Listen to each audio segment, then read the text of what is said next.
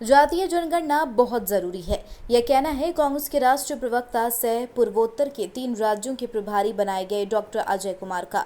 उन्होंने कहा, जातीय जनगणना होने से यह पता लग जाएगा कि असली स्थिति हर समाज की, तो उससे टारगेटेड रिलीफ मिलने लगेगा।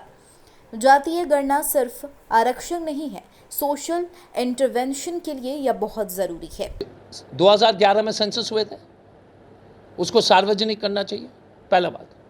दूसरी बात है कि फिर से गणना इसलिए होना चाहिए, देखिए बहुत सारी चीज़ें जो है ना, जातीय आधार पर सिर्फ आरक्षण नहीं है।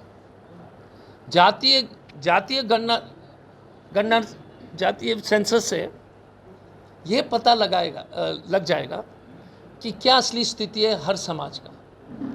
तो आपको टारगेटेड रिलीफ मिलना अनिवार्य है, ये बहुत ज़रूरी है।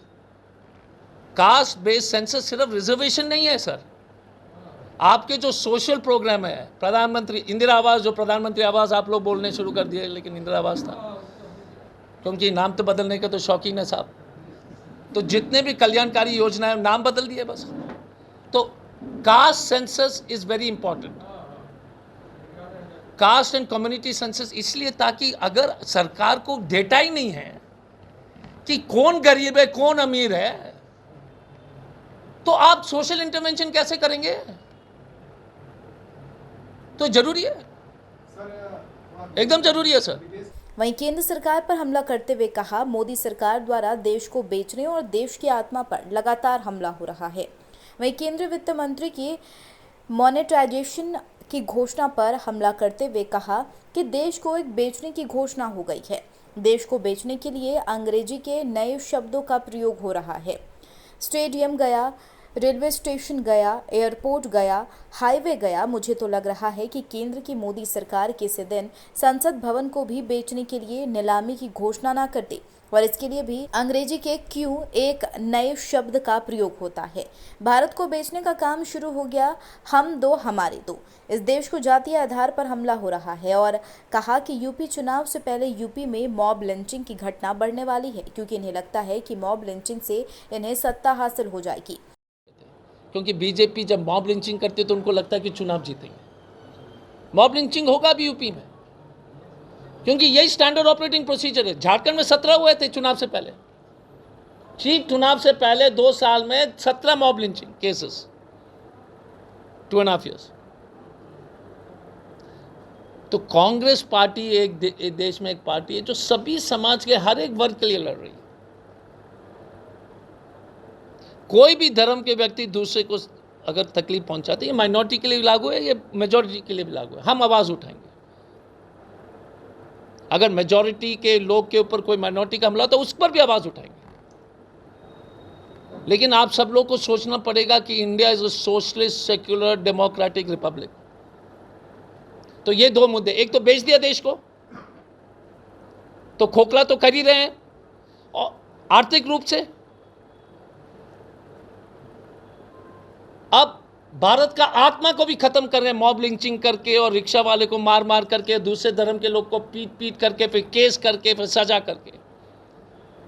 याद रखिएगा कि जब गोरखपुर में बच्चे लोग मर गए थे ऑक्सीजन की कमी से, तो केस होता है उस डॉक्टर के खिलाफ, योगी जी के ऊपर नहीं होता है। बच्चा मरता है हॉस्पिटल में और जो डॉक्टर ऑक्सीजन की व्यवस्था करता है उसके ऊपर एनएसए दिया जाता है, क्योंकि अलग धर्म के व्यक्ति है। जगना पड़ेगा सर, सही हो गलत हो, कुछ हो, चुनाव हो, वोट बैंक हो, कुछ भी हो, गलत तो गलत है। एक तो मोदी जी ने हम दो हमारे दो का अगले 40 साल की जो आमदनी की व्यवस्था कर दी है। कल के प्रेस कॉन्फ्रेंस में निर्मला सीतारामन जी ने और अमिताभ कांत साहब ने बड़े बड़े अंग्रेजी के शब्दों के इस्तेमाल करते हुए इस देश के जनता को गुमराह करने का एक साजिश रची। कल के प्रेस कॉन्फ्रेंस में सरकार कहती है कि हम मोनेटाइजेशन करेंगे। अब इतने बड़े शब्द जब उन्होंने इस्तेमाल किया था तो हम सब लोग परेशान हो गए, गूगल में उसकी जो है डेफिनेशन खोजने लगे। मोनेटाइजेशन क्या होता है? 6 लाख करोड़ का मोनेटाइजेशन, तो स्पष्ट रूप से गूगल में आ गया कि ये जो बेचने वाला धंधा जो है इसको मोनेटाइजेशन बोलते हैं। ये भारतीय जो मोनेटाइजेशन का असली अर्थ है बेचना।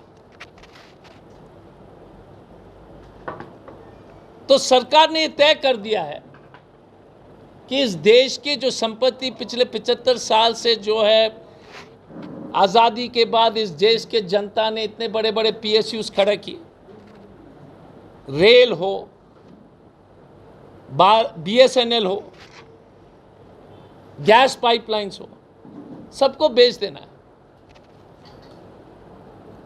और इस सरकार के झूठ बोलने का कोई सीमा नहीं है। 2014 में 15 में मुझे याद है बनारस में मोदी जी बोलते, अरे रेल के बारे में मुझसे ज़्यादा कौन जानता है, मोदी जी बोलते हैं। आपने देखा होगा, पता नहीं, क्योंकि वो बोलते कि वो चाय बेचते थे रेलवे लाइन पे, वो तो अलग कहानी है उसकी। बोले कि रेलवे की संपत्ति तो कोई बेच ही नहीं सकता है। अब सरकार कह रही है कि हम 400 स्टेशन बेचेंगे, 90 रेलवे ट्रेन बेच डालेंगे, रेलवे कॉरिडोर को बेच देंगे। और यहां तक संतुष्ट नहीं है, अब स्टेडियम भी बेच देंगे।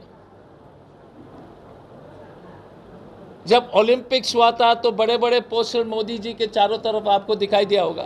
तो जिस स्टेडियम में नीरज चोपड़ा की ट्रेनिंग हुई थी, जिस स्टेडियम में हमारे बच्चियां हॉकी खेलकर जो है इतनी सुंदर प्रदर्शन किया गया था, आपने देखा, वो सब स्टेडियम भी बेच रहा है सरकार। तो गरीब का पैसा तो, क्योंकि स्टेडियम तो फ्री है, तो आप टिकट लेके जाइए, या वहाँ पर कोई IPL होगा। स्टेडियम गया, रेलवे स्टेशन गया, एयरपोर्ट गया, हाईवे गया, मतलब टोल टैक्स। तो ये है मोदी सरकार। मैं तो सोच रहा हूं कि पार्लियामेंट भवन का भी ऑक्शन कब करने वाले, इनका कोई भरोसा नहीं है। और उसको भी जो है नया शब्द अंग्रेजी में गूगल में खोजना पड़ेगा कि इसका नया शब्द उसके लिए भी इस्तेमाल होगा। तो ये मोनेटाइजेशन का जो खेल है, ये सरकार कह रही है कि 4 साल के लिए। कल के प्रेस कॉन्फ्रेंस में जो सचिव हैं, कल के प्रेस, देखिए सरकार के झूठ की कोई सीमा नहीं है। उसी प्रेस कॉन्फ्रेंस में वहां के सचिव बोलते हैं, वेयर हाउसिंग सचिव, कि हम 25-30 साल के लिए देंगे निजी क्षेत्र को अपने गोदाम, जहां पर धान रखा जाता है फूड कॉर्पोरेशन वगैरह द्वारा, गेहूं, धान। और निर्मला सीतारामन जी और अमिताभ कांत बोलते हैं 4 साल। तो भारत को बेचने का काम शुरू हो गया, हम दो हमारे दो।